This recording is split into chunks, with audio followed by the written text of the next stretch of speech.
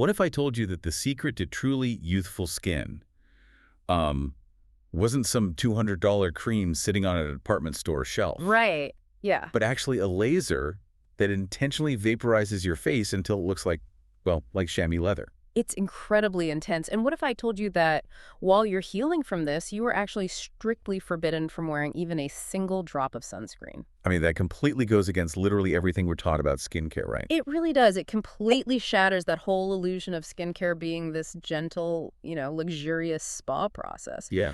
When you look at what it actually takes to remodel human tissue, it is a radical shift from the beauty counter to the surgical suite. Welcome to today's deep dive. If you're listening to this and looking at your over-the-counter collagen serums right now, you might be wondering what those products are actually doing. Exactly. So we've gone through this massive stack of medical literature, clinical guidelines, and some really new government regulatory proposals. Yeah, the Scottish government proposals specifically. Right. And our mission today is to uncover the intense biological science behind skin aging. We're going to look at the extreme realities of medical-grade laser resurfacing. Because the reality of this technology is just staggering. We're talking about controlled biological trauma here. Exactly. And we'll also see how the cosmetic industry is finally being reeled in by some strict new rules. But to really wrap our heads around this, I want you to think of your skin like a city that is constantly undergoing construction. I love that analogy. Thanks. Because before we can even begin to understand the heavy machinery like the wrecking balls, which in this case are the lasers, we have to understand why the city's infrastructure starts crumbling in the first place. Right. And if we want to understand why people turn to these extreme medical procedures, we have to look at why the skin stops repairing itself naturally. And the clinical data points to one massive biological culprit, doesn't it? It does. It all comes down to estrogen. Wait, estrogen? I mean, I think most of us immediately file that away as strictly a reproductive hormone. Oh, absolutely. What does that have to do with the structural foundation of my face? That is actually one of the biggest misconceptions in biology. Estrogen is really the primary driver of your skin's health. Really? Yeah, it's deeply embedded in the physical architecture of our tissue. It operates through two main receptors in the skin, Okay. ER-alpha and ER-beta, and they have very distinct, super critical jobs. Okay, so break those jobs down for me. What are they actually doing on a cellular level? Think of ER-alpha as like the biological brake pedal for inflammation. The brake pedal, okay. Right. It keeps swelling and oxidative stress under control. Meanwhile, ER-beta is the site manager. It stimulates cell migration, which is a process called reepithelialization. That's a mouthful, reepithelialization. It is. But it basically means it tells your skin cells, hey, we have damage over here, move in and start rebuilding the outer layer. So estrogen is basically running the entire construction site. She's keeping the fires out with the alpha brakes, and she's directing the cellular workers, which in the skin would be the fibroblasts building the collagen, right? Yes, the fibroblasts and the macrophages that clean up all the debris. But then menopause hits. Right. When women go through menopause, estrogen levels just drop dramatically. And this leads to what the medical literature vividly describes as a collagen crash. A crash, wow. Because the numbers I saw in the research were just staggering. They're severe. Women can lose up to 30% of their skin's collagen in just the first 5 years after menopause. 30%. 30%. I mean, that is a massive structural failure in a really short window of time. It's basically a biological cliff edge. The whole operation just grinds to a halt. Yeah. Those fibroblast workers get sluggish. The collagen bricks just stop arriving. Because the site manager's gone? Exactly. And without that ER-alpha brake pedal, inflammation starts running wild. Your skin produces less oil, it literally thins out, and the barrier function just weakens. So I'm putting myself in the shoes of someone listening to this right now. Okay. If estrogen loss is the root of the problem, why go to these extreme measures with lasers? Like, why not just use hormone replacement therapy, HRT? Right, just bring the project manager back to the site. Exactly. Just take the pill. Well, HRT is incredibly helpful for many women, and clinical data shows it absolutely improves skin thickness and hydration. But you are introducing systemic hormones into the body, and that carries systemic risks. Right. Some patients have medical histories, like certain types of cancers or blood clotting disorders, that make systemic hormone therapy incredibly dangerous for them. Okay, so if pills are out for some people, What about the creams, like those really expensive jars of estrogen creams or collagen serums people buy at the pharmacy? Yeah, this is where basic biology just works against us. The molecules in most of those over-the-counter creams are simply too large. Too large. Yeah, your skin's outer layer is literally designed to be a fortress. Those large collagen molecules cannot penetrate past the dead cells on the surface. Oh, wow. They can't reach the deep dermis where the actual structural loss is happening. They just, sit on top. So they're basically just expensive moisturizer at that point. Pretty much. So medical science needed a workaround. Because if the biological engine has stalled out from the estrogen crash, and we can't safely medicate it back to life, we need a way to artificially force the body to repair itself. Exactly. We have to trigger the body's emergency wound healing response without relying on the daily maintenance of estrogen. And That brings us to the lasers. that brings us to the lasers. I was trying to come up with a good analogy for this because, the word laser sounds so clean and sci-fi and futuristic, but it's really more like a controlled forest fire, isn't it? That is actually a brilliant way to conceptualize it. You are intentionally burning away the old dead brush to force the biological soil into a panic. So it germinates new, healthy seeds. Exactly. The clinical texts refer to this mechanism as selective photothermolysis. Selective photothermo, which sounds incredibly complicated. It does sound like a mouthful. But let's break down the physics of the machine itself. What you do? A medical laser produces light that is collimated, coherent, and monochromatic. Whoa, stop right there. Monochromatic, coherent. You just turned into a physics textbook. I know. What does that actually mean if I'm looking at the machine in a clinic? Fair enough. So imagine a regular light bulb. It throws light everywhere in a scattered mess, and it contains all the colors of the rainbow mixed together. Right. A laser is the exact opposite. Collimated and coherent means the light waves are perfectly parallel and marching completely in sync with each other. Okay, got it. And monochromatic means it is exactly one single pure wavelength of light, literally one specific color. So it's incredibly concentrated. But how does that keep it from just acting like a blowtorch and burning everything it touches on your face? Because of that single pure color, the laser is tuned to a wavelength that is only absorbed by some specific targets in the skin, which we call chromophores. Chromophores. So like a heat-seeking missile. It only detonates when it finds the exact target it's programmed for. Precisely. The main chromophores in human tissue are water, hemoglobin in the blood, and melanin pigment. Okay. The laser passes right through the tissue it doesn't care about, and the second it hits its specific chromophore, it converts that light energy into intense localized heat. So it creates these microscopic zones of thermal damage deep in the tissue. Right. And the body absolutely freaks out. It thinks it's under attack. Yeah, the body thinks it has sustained a massive traumatic injury. It immediately triggers an emergency wound healing cascade, rushing fresh blood, new collagen, and elastin to the area to repair the damage. But the surface of the skin stays totally fine, because I'm trying to picture how you cook the tissue underneath without destroying the top layer of someone's face. Well, that depends entirely on the type of laser. What you're describing right there is a non-ablative laser. No, Belita. Yeah, it's gentler. It passes through the epidermis without breaking the surface at all, just heating the dermis underneath. Right.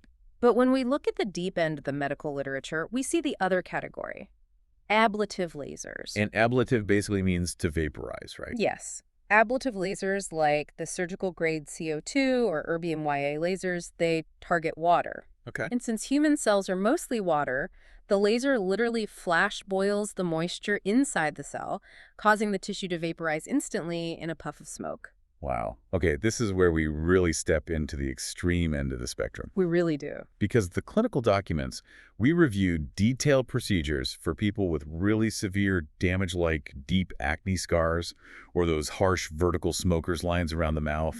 This isn't something you do on a lunch break. Oh, not at all. Fully ablative laser resurfacing is the most aggressive skin rejuvenation technique currently available. Because you were literally vaporizing the face. Exactly. So the pain management is intense. Practitioners use nerve blocks, similar to what you'd get at a dentist, or they use tumescent anesthesia. Wait, tumescent anesthesia? That's where they pump a massive amount of fluid mixed with numbing medication directly under the skin, right? It's the one. So the face actually swells up like a balloon before they even start firing the laser. Yes, it separates the skin from the deeper structures and completely numbs the area. Then the practitioner systematically burns away the skin layer by layer. I was reading about how they actually know when to stop because obviously you can't just keep burning forever. No, definitely not. They are looking for an incredibly specific visual cue. They wipe away the charred tissue, and they wait for the underlying skin to look like chamois leather. The precision required here is terrifying, honestly. The skin has layers. Right. They are vaporizing through the epidermis down into what's called the papillary dermis, which is the superficial layer of the deep skin. Okay. Once they hit that chamois leather appearance and they see tiny pinpoints of bleeding from the subdermal vessels, they know they're at the exact right depth. But what happens if their hand slips, or they do, like one too many passes with the laser? If they go just a millimeter deeper into the reticular dermis, which is the deep structural base of the skin, they destroy the tissue's ability to regenerate. Oh no. Yeah. The result is permanent, catastrophic, tight white scarring. That's terrifying. And honestly, the recovery process, even for a successful procedure, sounds like an absolute nightmare. It's not for the faint of heart. You are essentially creating a massive, controlled third-degree burn across the entire face. The clinical notes describe how, for the first few days, your face will literally weep yellow, serious fluid. Yes. It drips down and crystallizes into these thick crusts. Patients literally call this the sci-fi monster phase. And the aftercare protocols are incredibly rigid because, remember, you have completely obliterated the skin's protective barrier. You have no armor against the outside world. Exactly. Patients are instructed to wash their face exactly twice a day with a specific antimicrobial wash. Not 3 times, not 4. Wow, really strictly twice? Yes, washing more than twice a day causes unnecessary microtrauma to the raw, compromised tissue. And the only thing you are allowed to put on your face is plain Aquaphor or Vaseline. You just have to stay constantly coated in a thick layer of petroleum jelly to lock the moisture in. Right. But here is the massive contradiction that absolutely blew my mind when I read the post-care instructions. Every dermatologist on Earth preaches that sunscreen is the ultimate non-negotiable rule of skincare. It's the golden rule. But after this procedure, sunscreen is strictly forbidden for at least a month. I know it sounds crazy, but if we think about the biology, it actually makes perfect sense. Sunscreen is formulated with complex chemicals or physical minerals that are designed to sit on top of dead skin cells, an intact epidermis. Right, it's an external shield. Exactly. But after an ablative laser, that dead outer layer is gone. Oh, wow. If you apply sunscreen to raw, living ablated dermis, those chemicals seep directly into the vascular tissue. It causes massive contact irritant dermatitis. That sounds incredibly painful. It is. The body attacks the chemicals, triggering a severe inflammatory reaction that will basically stall the healing process and almost guarantee dark hyperpigmentation scars. So you just have to hide indoors like a vampire. You are isolating at home for up to 14 days, just letting this intense biological reset take place. You are. And there's another fascinating, very modern restriction in the recent clinical guidelines. COVID-style face masks are strictly banned for 3 months post-procedure. See, my first thought would be, oh, my face is covered in Vaseline and weakening yellow fluid. I'll just throw on a surgical mask to run to the grocery store. Why is a mask banned? It comes down to microfriction. Microfriction. Yeah. Underneath that Vaseline, your body is furiously spinning these delicate new webs of collagen to rebuild the skin. Okay. A face mask shifts slightly every single time you breathe or speak. That constant invisible friction tears those fragile new collagen fibers as they try to weave together. Oh, wow. The result is a specific type of permanent web-like scarring called cribiform scarring. A web-like scar permanently embossed on your face just from the friction of a paper mask. That is wild. It really is. But I guess the payoff for enduring all of this, the nerve blocks, the weeping fluid, the isolation, is permanent skin remodeling. You are essentially forcing your body to build you a brand new, tighter, younger face. But vaporizing tissue obviously carries massive, massive risks. If this machinery is handled incorrectly, the controlled forest fire just becomes a regular, devastating forest fire. Right. This brings us back to the physics of the laser. Every tissue has a thermal relaxation time. What does that actually mean in practice? It's the exact amount of time it takes for a specific piece of tissue to cool back down to its normal temperature after being hit by the laser. Right. If a practitioner fires the laser too rapidly, hitting the same spot before the tissue has had time to relax and cool, The heat stacks up, and suddenly you aren't just stimulating collagen, you are literally cooking the fat and muscle underneath. Exactly. And the medical documentation lists severe complications from this. The most common issue is dyspigmentation. Right. If you heat the tissue too much, the intense inflammation sends the body's melanin production into absolute overdrive. This causes post-inflammatory hyperpigmentation, dark, permanent stains on the skin. And this is a massive risk for patients with darker skin tones, right? Yes, a very significant risk. And the opposite can happen too, right? True hypopigmentation, Yeah. where the laser heat actually boils and permanently destroys the melanin-producing cells entirely. That's right. You're left with permanent, stark white patches that can never tan or regain color. Then there's the massive risk of infection.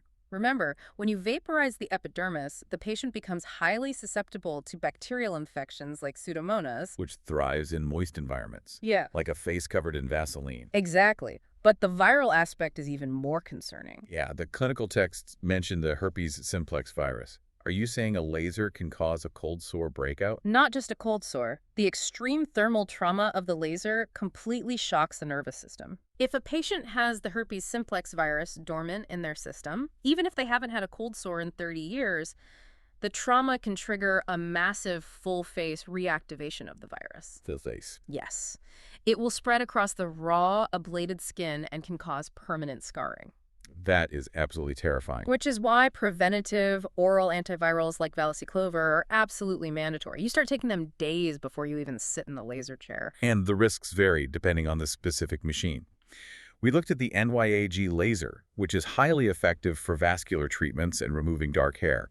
Yeah. But it has a notorious reputation for eye safety. Yes, it does. The NYAG operates at a specific wavelength of 10,064 nanometers. And why is that specific number so dangerous? Because at 1054 nanometers, the laser light is not absorbed by water. Okay. The human eye is filled with clear fluid, the aqueous and vitreous humors. Right. If that laser accidentally fires near the eye, the light passes right through the front of the eye, completely unhindered, travels straight to the back, and strikes the retina. And the retina is rich in melanin and blood vessels, which are the exact chromophores the laser targets. Precisely. It basically detonates on the retina.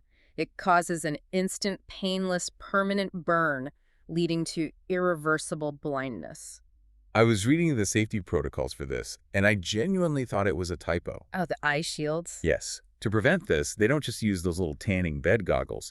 They use actual metal eye shields, like stainless steel caps that are literally inserted underneath the patient's eyelids, like metal contact lenses. It is the only way to absolutely guarantee the laser cannot penetrate to the retina. Just the thought of a metal shield sliding under my eyelid makes my skin crawl. I know, it's a lot. But out of all the bizarre complications we read about, the one that really stopped me in my tracks was paradoxical hypertrichosis. Ah, yes. Paradoxical hypertrichosis. It is a fascinating biological anomaly, usually seen during laser hair removal. It is the ultimate cruel irony. It really is. You pay thousands of dollars to have hair permanently removed from your face or body, and the laser ends up acting like fertilizer. You walk out with thicker, darker hair than you started with. How does that even happen? It happens when the energy setting on the laser, the fluence, is too low. We call it subtherapeutic heat. Subtherapeutic. Yeah. The laser heats up the hair follicle, but it doesn't get quite hot enough to vaporize the root and kill it. So you just make it angry. Essentially, yes. Yeah. You create localized, low-grade inflammation around the follicle. And what does the body do when there's inflammation? It increases blood flow. Exactly. It increases blood flow to the area to heal it. That increased blood flow brings a massive rush of oxygen and nutrients directly to the hair follicle you were trying to kill. You literally feed it. You give it a massive dose of biological fertilizer, so it just grows back thicker and stronger. It's a really stark reminder that we are dealing with complex, living biological systems. Energy applied to human tissue does not always provoke a linear, predictable response. Okay, so let's take a step back and look at what we've established here. Okay. These machines can cause permanent retinal burns, stimulate full-face viral outbreaks, trigger web-like scars if you just wear a paper mask, and vaporize human skin down to the blood vessels. Yes. Please tell me you need a medical degree to buy one of these. Well, for a very long time, the answer was alarmingly vague. Seriously? Yeah. The non-surgical cosmetic industry has operated largely as a Wild West in many places. You had people taking weekend certification courses and then firing high-powered lasers in the back rooms of nail salons. That is deeply alarming. It is, but thankfully it is changing rapidly. We examined the recent proposals from the Scottish Government and the Joint Council for Cosmetic Practitioners, the JCCP. Right. They are actively stepping in to crush this unregulated landscape. And the system the Scottish government is proposing is incredibly logical. They are breaking procedures down into a three-tiered regulatory system based purely on biological risk mitigation. Let's walk through them. Group 1 is considered the lowest risk. This includes things like IPL-intense, pulsed light, and superficial microneedling. Okay. But specifically, microneedling, where the needles penetrate less than 1.5 millimeters into the skin. Why 1.5 millimeters specifically? That seems like such an arbitrary cutoff. It's actually based entirely on skin anatomy. At 1.5 millimeters, you cross the boundary from the dead outer epidermis into the living vascular dermis. Oh, I see. That is where you hit the blood supply. If a needle goes deeper than 1.5 millimeters, you risk introducing surface bacteria directly into the patient's bloodstream, which can cause systemic infection. Okay, that makes perfect sense. So for group 1, because it stays superficial, the proposal says practitioners just need a local authority license, similar to how a tattoo parlor is regulated, ensuring basic hygiene, sterilization of equipment, and baseline training. Exactly. But then you move up to group 2, which covers injectables, Botox, dermal fillers. This is where the rules tighten drastically. Group 2 procedures must be performed in a clinic that is heavily regulated by a health improvement body. Like the Healthcare Improvement Scotland. Right. And they must be done under the direct supervision of a healthcare professional. Because you aren't just scratching the surface anymore. You are injecting foreign substances deep into the facial anatomy. Exactly. Injecting a gel filler requires a profound understanding of the complex vascular networks in the face. Because of the blood vessels. Yes. If someone without medical training accidentally injects filler directly into a blood vessel, it causes a vascular occlusion. Which means? The blood supply to that part of the face is instantly cut off, and the tissue will literally die and rot away within days, if not immediately dissolved with a prescription enzyme. Wow. So a healthcare professional needs to be present to manage that catastrophic complication. And then we reach group 3. The really high-risk interventions. This is where those deep phenol chemical peels, the fully ablative CO2 lasers we just spent time dissecting, and surgical procedures like Brazilian butt lifts live. Right. For group 3, the government proposal is a hard line. Absolutely no exceptions. These are strictly restricted to medical, dental, or prescribing nursing professionals. They are formally recognizing that vaporizing someone's face is a surgical procedure in all but name. Yeah. The potential for catastrophic harm is simply too high to allow anyone without comprehensive years-long medical training to wield these tools. They also included a strict blanket ban on all non-surgical cosmetic procedures for anyone under the age of 18, which, frankly, when you look at the physiological risk we've discussed today, is long overdue. Oh, definitely. And the JCCP has been championing this shift towards standardized qualifications for years. Right. They maintain strict registers to help the public actually navigate who is safe and who isn't. Their entire goal is to ensure that the biological power of these treatments, the sheer destructive energy of the lasers, and the medical potency of the injectables is deeply respected. So bringing this all together, we started at the microscopic level today for you guys listening. We looked at how the natural loss of estrogen pulls the biological brake pedal off our skin, allowing inflammation to run wild and collagen to crash. Yeah. We looked at how medical science responded by building lasers, those controlled forest fires that use immense thermal destruction to panic the body into a state of emergency repair. The jumper cables for your biology. Right. And finally, we saw how governments are finally stepping in to build guardrails, ensuring that the people wielding these extreme tools actually understand the biology they're altering. It really is a remarkable intersection of physics, anatomy, and public health. It is. But looking at the sheer scale of trauma we intentionally inflict on ourselves in the name of rejuvenation, it leaves us with a profound, lingering question to ponder. Ooh, what's that? If we are constantly utilizing extreme thermal injury, literally boiling our own cells to trick our tissue into a state of perpetual emergency repair, what is the ultimate limit of human cellular regeneration? Wow. I mean, we just keep hitting the biological reset button indefinitely. Right, like is there a bottom to the well? Exactly. Or is there a hidden cumulative cost to forcing our cells to live in a state of constant engineered trauma? At some point down the line, does the biological machinery just exhaust itself and refuse to respond to the fire at all? That is a thought that is definitely going to stick with me. It really makes you look at that city construction analogy in a completely new light. Doesn't it? You can shore up the crumbling foundation, and you can certainly bring in the wrecking balls to force a remodel of the surface. But you have to wonder how many times you can tear down the buildings before the city just runs out of bricks. Thank you for joining us on this deep dive. Keep questioning the science behind the surface, and we'll see you next time.